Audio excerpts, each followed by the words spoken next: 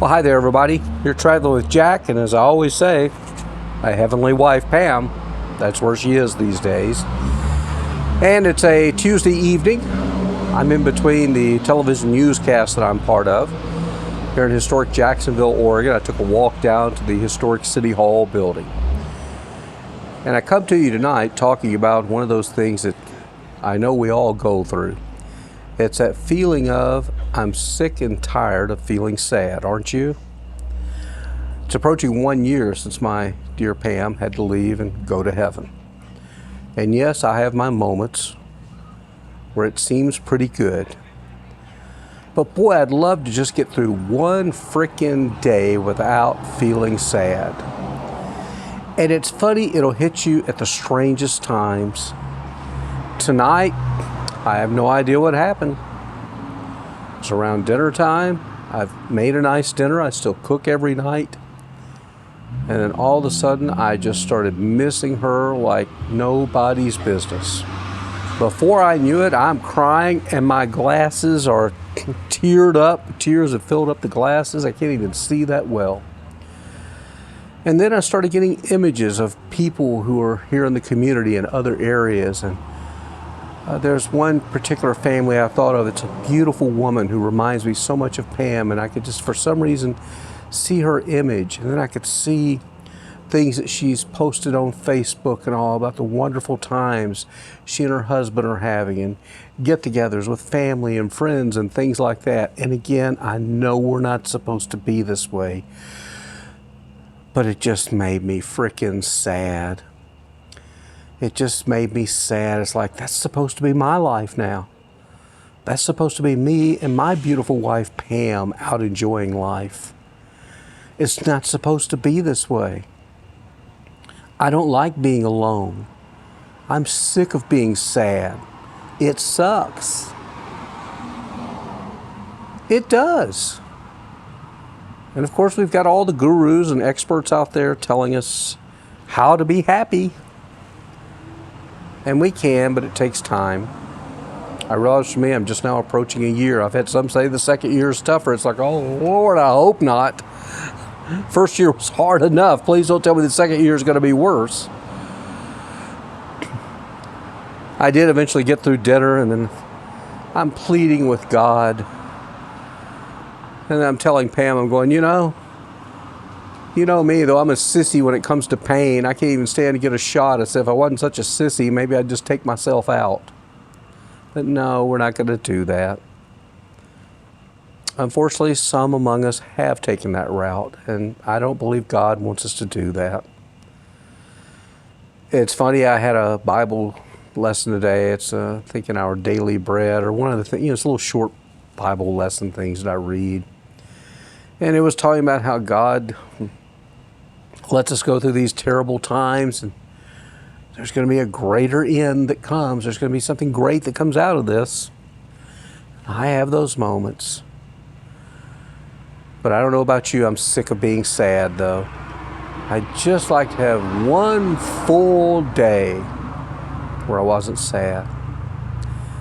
I started thinking about the time that I took off after Pam passed. And I've read the book that Cheryl, what's her name, did. She was with Facebook. She wrote Option B, and she tragically lost her husband. He died in a treadmill accident, a freak thing down in Mexico. And some of you may or may not have heard of her. She's like the CEO of Facebook. Wrote this book that's been wildly popular. But you know, she took off almost 6 months after her husband died. Now, I know a lot of you, me too, probably didn't have the financial means to be able to just take off 6 months. Now I'm actually in a position where I probably could. But looking back, I took a grand total of 1 week off after Pam passed. 1 freaking week. And that question was posed on one of the grief support boards that I'm on. People asking, how long did you take off after your husband or wife died? Most, it was a week or two and they got back to work. Some took off extended times. But I think maybe it's catching up with me now. My advice would be, if I'm going to give some advice, consider the price, what this is costing you. It would be take off as much time as you think you need. And right now I'm at one of those points where, even though it's been going on almost 11 months now, I'm feeling a real need that I need to take off and get away. My job, for some of you that don't know, I'm a TV weather guy. I do 5 shows a day. I do a 5 o'clock news, a 6 o'clock news, a 7 o'clock news, a 10 o'clock news, and 11 o'clock news. And I'm here to tell you, it is all I can do to get up for those 5 times a day that I've got to be Mr. Happy, Mr. Upbeat, Mr. Sunshine.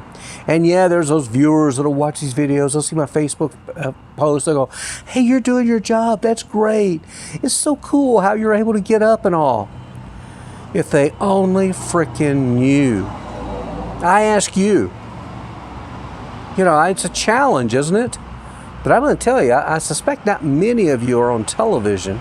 Maybe a few of you out there. It's even harder to get up in front of thousands of people every night and 5 times a day have to pretend that you're happy about life.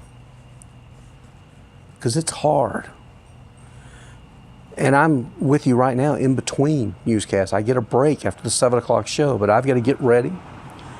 I've had a terrible crying episode. I felt terrible tonight, but I've got to get back, and at 10 o'clock, I got to get back on there and be Mr. Happy.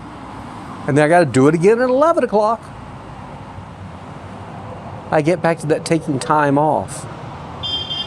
I wish I'd taken more time off. Because when you think about it, management, they're like, we're glad you can take this week off and, take care of things. And later I've taken off some time during the year. Not that much, actually. I took a week in January, and then I took a few days in June. That's it. And I thought, I've actually felt a little guilty about it. I took 1 week off to mourn the death of someone I'd known since high school and been married to for 37 years. And everybody thinks, you'll be fine to go back to work now. You took your week. Really? I know people that their freaking dog died that they had to take off a month. My parents, when one of their puppies died, I remember they sent us an email after the puppy died. And they said, don't talk to us until further notice. And I get it. For some people, the dog is like their child, their companion. So why do we treat the loss of a spouse differently, thinking people can take off a week or so and you should be fine? It's hard. We've talked about that before. This grief journey, I'm not going to sit here and be Mr. Guru of telling you, rah, rah, rah, it's all going to be good, because it's not. It sucks. Gets a little better. A little. But it sucks. So that's kind of my thoughts tonight. And I'm going to tell you. Be curious what you think. Man, there are so many days here lately, especially. I've said this before. If you've watched my other videos, I want to do the ending of Good Will Hunting. I want to just get in the car and disappear. And just drive and explore. Yes, I've got kids. They're out of college now. They have their lives. It's not that I don't love them. But this is something I need to do for me. They've got the rest of their lives ahead of them. I've got some things I just feel like I need to do. If you're not familiar with the end of Good Will Hunting, it's where Ben Affleck goes over to pick up Matt Damon. And earlier in the movie, he's told me, he says, you know what would make me really happy? He says, if one day I went to your house and I looked at the windows and you weren't there, because I know then you would have gone and tried to make something better of yourself. Spoiler alert, that's how the movie ends. Finally, in the end, you see this image of Ben Affleck looking through the windows, and he just smiles and walks back to his car. And then the movie closes with a scene of Ben Affleck driving off into the sunset. Maybe that's something you need to do. I think it's something I need to do. I've just got to get the courage. Because I'm tired of being sad. And I think part of the healing process is the fact that I just didn't take enough time. And I need to get out of our house. I need to get out of the bedroom. I sleep in the bed that she died in. You know, people can talk all they want about, oh, it was so good that she was able to die there at home with hospice and your kids there. It's like, I've got mixed emotions on that. Yes and no. But if you don't think every night that I go in that bedroom, I don't have that image with me, you're nuts. If you don't think that every night I sit in our living room and I look at our couch and I'm alone on it, that I don't think of her, you're nuts. If you don't think that every time I go in the office area that we have, which was her office, which now I use, that I don't have those memories, it's hard. So if you're one of those like me that's kind of wrestling with those things, maybe it's time for a fresh start. Maybe that's what we need. Now, both my grandmothers, though, they stayed in their houses after they lost their husbands. They were much older, but still, they did it. So I don't know. I don't have any answers for you. Just that little bit of advice that if you've lost a loved one and you feel like you didn't take enough time off, do it. Find a way to do it. That's what we have to do, okay? I've told you before, it makes me feel better talking to you, even if it's only one or two of you, or 50 or 100 or whatever. I do wish you would share these messages if you know there's others who need it. I think if I could do anything in life, I'd like to just get out there and explore and have good memories and share with people this grief journey, and maybe in some small way I can help them.